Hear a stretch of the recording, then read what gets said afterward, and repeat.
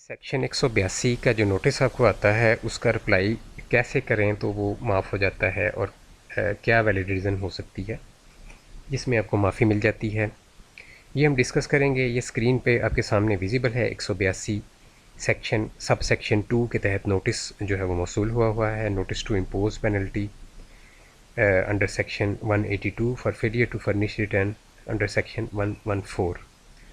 तो ये basically notice होता है, ठीक है, 182 का। आपको इनबॉक्स में ये आता है, ठीक है। तो जब आप इसका रिप्लाई कर देते हैं फिर ये आपके आउटबॉक्स और कंप्लीटेड टास्क के अंदर आधा आधा चला जाता है। एक जगह नोटिस चला जाता है, एक जगह इसका रिप्लाई चला जाता है। तो आप कंप्लीटेड टास्क में इसका रिप्लाई मेरे पास पड़ा हुआ है, मैं आपको दिखा भी देता हूँ। ये मेरा एक कोलीग था टेलीकॉम कंपनी के अंदर, तो उसको ये नोटिस मौसूल हुआ था।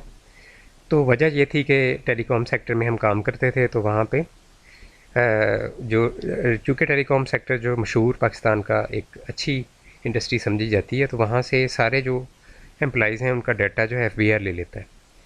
तो चाहे उनकी इनकम टैक्सेबल हो या ना हो, तो वो डाटा ले लेता है वहाँ से। फिर एफबीआर ने देखा कि अब इनकी इनकम जो है वो टैक्सेबल हो गई होगी, तो उस वजह से उन्होंने ये जो है नोटिस भेजा था। अच्छा, इसमें देखें, अगर तो आपकी जो इनकम है, जैसे मिसाल के तौर पे इस बंदे को ये नोटिस आया था 2018 का, ठीक है। तो इसका रिप्लाई किया गया है 24/6/2022 में।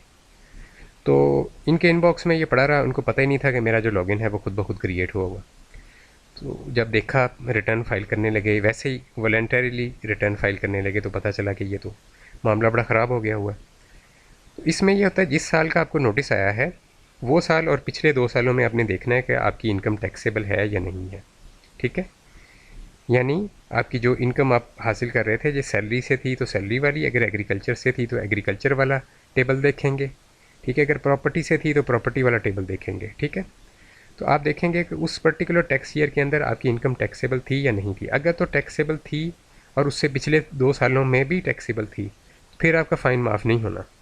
लेकिन अगर आप अनएम्प्लॉयड हैं या स्टूडेंट हैं या कोई और सिलसिला है कि आपकी इनकम बहुत थोड़ी है पिछले, यानी जिस साल का आपको नोटिस मौसूल हुआ है 182 का, और इससे पिछले 2 सालों में आप अनएम्प्लॉयड हैं या आपकी इनकम बहुत थोड़ी है, उस सूरत में इसकी माफ़ी मिल जाती है। हमें भी 25,000 रुपये माफ़ हो गया था ये, ठीक है। ये मैंने ही रिप्लाई किया हुआ है, सारा टेक्स्ट मैंने खुद लिखा हुआ है।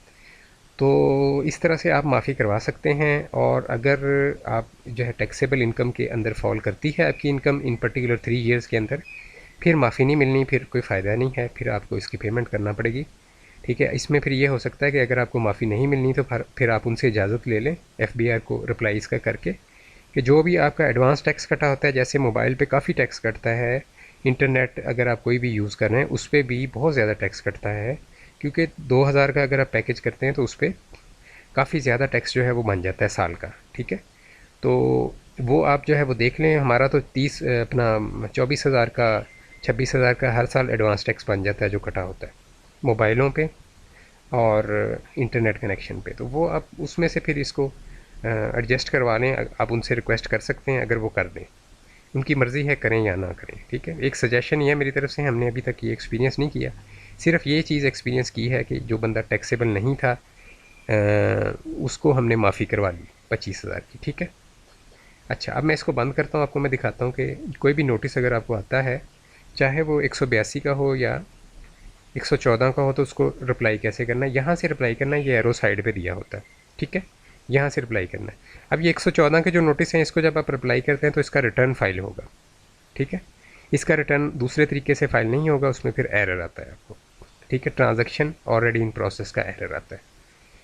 अच्छा, और अगर 182 का नोटिस आया हुआ तो उसको यहाँ से रिप्लाई करेंगे तो फिर उसकी ईमेल की तरह आपको उसका रिप्लाई लिखना होगा। उसमें आप लिखेंगे रीज़न कि क्या रीज़न है, ठीक है जी। तो इस तरह से आप रिप्लाई कर सकते हैं। ये भी मैंने आपको बता दिया। अब हम आगे मूव करते हैं। तो थोड़े से रेट ऑफ टैक्सेस मैं आपको दिखाना चाह रहा हूँ। जैसे अगर आपकी एग्रीकल्चरल इनकम है 2022 के अंदर थी, ये 23 वाले रीसेंट रेट हैं मेरे पास पड़े हुए हैं। कुछ इसमें रेट पिछले ही चल रहे हैं, काफ़ी सालों से सेम है, कुछ चेंज हो गए हुए। तो एग्रीकल्चर वाला था तो यहाँ से देख लें, ये 4 लाख तक एग्जम्प्ट थी 2022 के अंदर भी, 23 के अंदर भी। अच्छा, आगे चलते हैं। ये सैलरी वाला है, ये 23 का था, ठीक है जी। 24 में भी यही है, 6 लाख मिनिमम था। इस तरह रेट आपको देखना पड़ेगा कि अगर आप सैलरीड क्लास के अंदर हैं तो एग्जम्प्ट के अंदर आप आते थे उस टैक्स ईयर में या नहीं आते थे, ठीक है। अगर ये जो है नॉन सैलरीड इनकम है, ठीक है, यानी एग्रीकल्चर और जो बेसिकली सैलरीड है वो मैंने शुरू में आपको दिखा दी, ये नॉन सैलरीड है। इसमें भी 6 लाख तक आप देख सकते हैं। स्लैब 1 जो है उसमें 6 लाख तक एग्जाम्प्ट है। तो इस तरह आप देख सकते हैं कि मल्टीपल इनकम जो है उनका आपको देखना पड़ेगा, या किसी टैक्स कंसल्टेंट से मशवरा कर लें कि अगर तो आप जो है एग्जाम्प्ट क्लास में फॉल करते थे, जो भी आपकी इनकम थी, चाहे प्रॉपर्टी से थी तो फिर प्रॉपर्टी वाला टेबल देखना पड़ेगा, ठीक है। तो एग्जाम्प्ट क्लास में फॉल कर रहे थे तो फिर आपको माफ़ी हो जाएगी 3 सालों के अंदर, एक जिसका आपको नोटिस आया है 182 का, और 2 पिछले साल उससे, ठीक है।